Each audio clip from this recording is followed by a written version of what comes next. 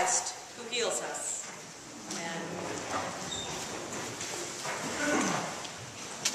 So Richard tells this old Boudreaux joke. I'm not going to use the Cajun accent, but it's about this woman who calls the police.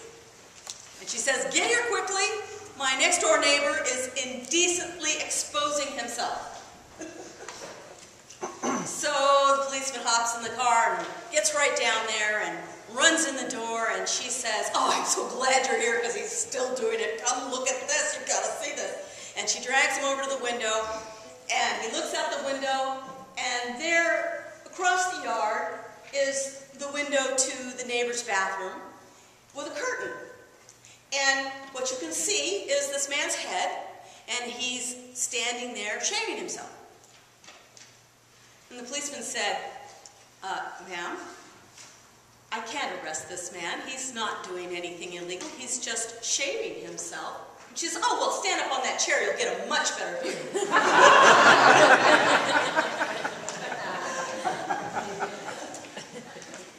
Stand up on that chair. You'll get a much better view. Our scriptures today are all about how we see, or don't see, as the case may be. We have the story of David's selection. According to normal perspective, the oldest, biggest, strongest son of Jesse should certainly be the next king of Israel. But God says, don't use those eyes that you normally use. I have different purposes here. And Paul talks about the way we function when we're in darkness and the way we function when we're in the light, and says, light is better. Seeing, really seeing, is better. And then we have this wonderful story, which is law, from John. And John is again, addressing a concern that is a couple of generations after Jesus' time. A time in which the tensions between Jewish Christians and folks who were not followers of Jesus were becoming very strong. And Christian Jews were being asked to leave their church or their synagogue. And so he's talking about perspective and how religious institutions can sometimes just harden around the way things are, as if that's the way they've always been and the way they always should be. And we take on these blinders. We get so rigidly attached to our sense of who God is and who we are in God's world that we can't see the larger picture.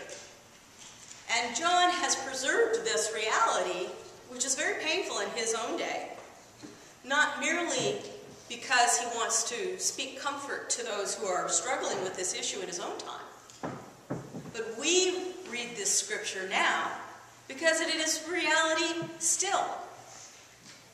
This is the perennial temptation of the religious, to think we've arrived. We get some great new insight about who God is, or who we are before God, or who we are in the world. And then we cling to it to the degree that we calcify around that vision and that idea, and we're no longer flexible to receive the next gift that God is desiring to give us. This is what Jesus is talking about in this passage from John as blindness. It is that we see what we're used to seeing. We've become accustomed to a certain reality, and that's all that we can understand.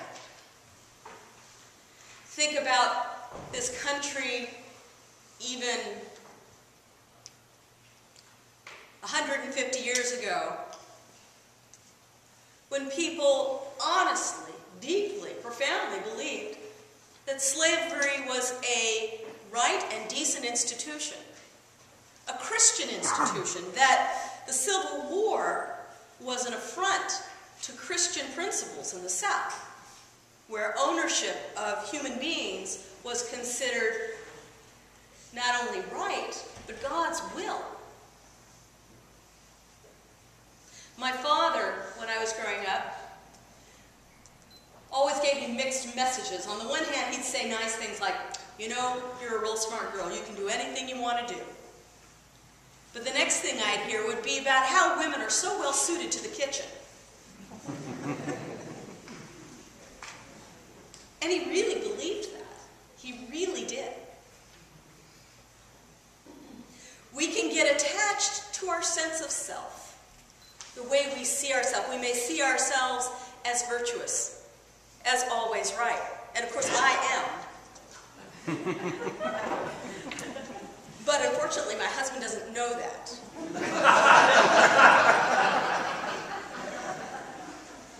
Or we can see ourselves as a victim, as someone who is always misunderstood, who is always 2 steps down from everyone else. Or we can see ourselves as limited. Oh, I can't do that. That's not for me. I'm not that way. We get stuck in the way we see. Our vision becomes limited by our expectation because we've had one experience, and then we extrapolate that experience to everything else, and we're stuck.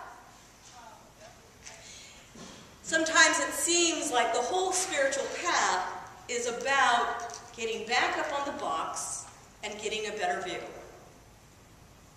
Getting a new view, getting a new perspective. In contrast with the idea that the goal of religion is to get it all figured out, sewn up, and quit right there.